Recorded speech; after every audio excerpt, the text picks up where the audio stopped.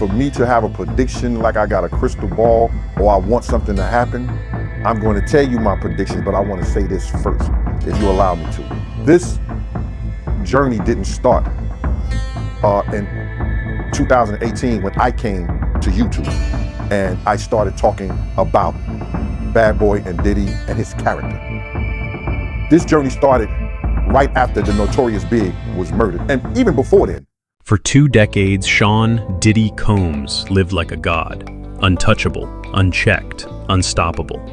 But now his empire of luxury, fame, and secrets is crumbling in real time, and the man calling it out isn't some outsider. He's someone who stood right next to him. Gene Deal, a former bodyguard, a New York State parole officer, a man with a code, has been speaking out for years.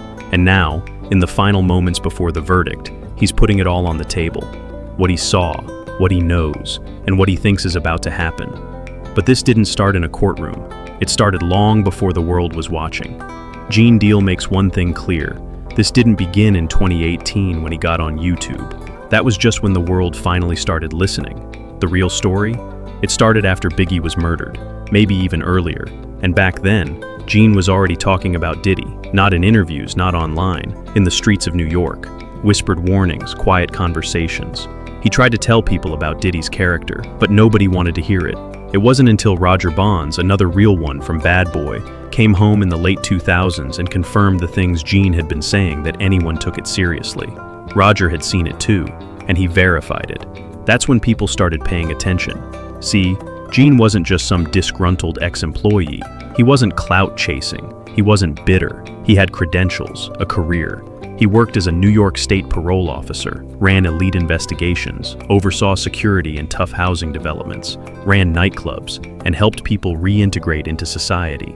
This was a man who believed in doing things the right way. He had spent his life helping people leave the streets, not pushing them deeper in. So when he saw who Diddy really was behind the scenes, it didn't sit right. It never did. And he says it plainly now. I came to this internet to talk about this dude's character. That's it. And now look where we are. Even still, Gene never imagined it would go this far. He says it himself. He didn't think it was possible. Nobody knew this would happen, not even me, he admits. You couldn't have told me Diddy would be sitting in a courtroom fighting for his life.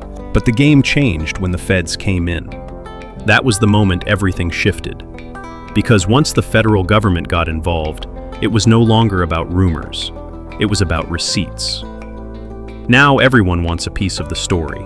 Content creators are cashing in. YouTube's flooded with theories and takes. But Gene is clear. He didn't do this for clicks. He's been talking about this since long before it was trending. Long before Cassie's lawsuit. Long before the court cameras rolled. So what did the prosecution bring to the table? Everything. They broke it down charge by charge. Sex trafficking, drug distribution, bribery, racketeering, witness intimidation, physical abuse, mental manipulation. Gene calls it a gambit, a full showcase of who Diddy really was behind the fame. The feds laid out disturbing details. Women allegedly being flown in and out of state, trapped in warehouses, forced into sexual acts, drugged, polygraphed, threatened. They say Diddy paid to silence them, paid to bury the truth, and Gene doesn't hesitate. Ain't nobody paying that kind of money unless they guilty of something, he says, not him. But while the prosecution was organized, relentless, and convincing, the defense, they were a disaster. They claimed Cassie wasn't a victim because she took a $20 million settlement.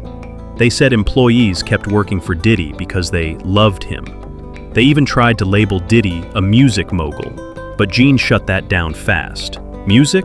What music has he sold in the last 10 years, Gene asks. He's not a mogul. He's a brand ambassador. He sells liquor. That's it. And then came the defense's biggest blunder. They called Diddy's longtime financial advisor to the stand.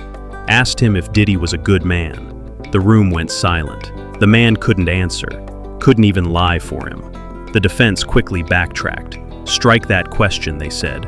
It was too risky to even finish the sentence. So why didn't Diddy take the stand in his own defense? Because he couldn't. Gene doesn't sugarcoat it. If he took the stand, those 6 white jurors would have torn his narcissistic ass up. Diddy would have had to answer for everything. The balcony incidents, the choking, the beatings, the freak-offs, the disturbing fetishes, the sick games. He would have had to explain why women were left broken, why people whispered about his behavior in the darkest corners of the industry. He couldn't explain it, Gene says.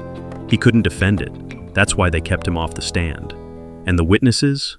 They weren't NYPD, not parole officers, not professionals. They were street guys, the ones who did his dirty work. That's who came up in trial. That's who surrounded Diddy when the real chaos unfolded. But the chaos didn't stop with the charges. In court, his daughters cried, broke down in public. Gene felt that too. He's not heartless. He understands what it means to be a father, and seeing those girls crushed by the weight of what their father is accused of, it hit hard. They love him, Gene says. Of course they do. That's their dad. But now they're hearing all these monstrous things. Whether the women let it happen or not, he still did it. This isn't the same Diddy from the 90s. Not the bad boy boss throwing parties in New York. Not the flashy young CEO with a vision. Something changed. Or maybe it was always there, hidden. Gene thinks about the ones who used to check Diddy, like Heavy D, like Wolf. When Heavy D was alive, he kept Diddy in line, grabbed him by the neck if he had to. But once those guys were gone, Diddy went off the rails. So what happens now? My prediction on this. But I believe this is going to go down. The trial, if it happens before the 4th of July, he might have a chance.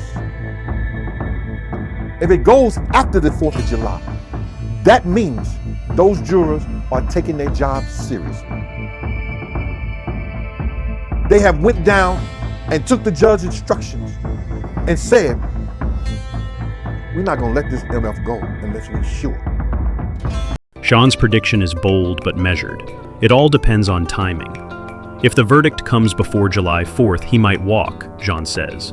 But if it comes after, that means they're really thinking, taking it seriously, looking at every detail. Because if they're still deliberating, they're not just rubber stamping a verdict. They're working through the weight of the evidence, the stories, the trauma. And if that's the case, Jean thinks Diddy's going down. The prosecution told the best story, he says. Justice is blind, but the evidence ain't. But what kind of sentence could Diddy actually face? Jean lays it out. Transportation of prostitution is a clear-cut charge. That's in the bag. Then there's RICO, racketeering, using business funds to pay for drugs, sex workers, and hush money. Guns were found in his house. Drugs were traced to his circle. Witnesses lined up. Stories matched. If they convict on RICO, that's life. The defense is hoping the jury skips the racketeering and just goes for the sex crimes. But even then, the judge could still throw the book at him. They'll argue this is Diddy's first federal offense.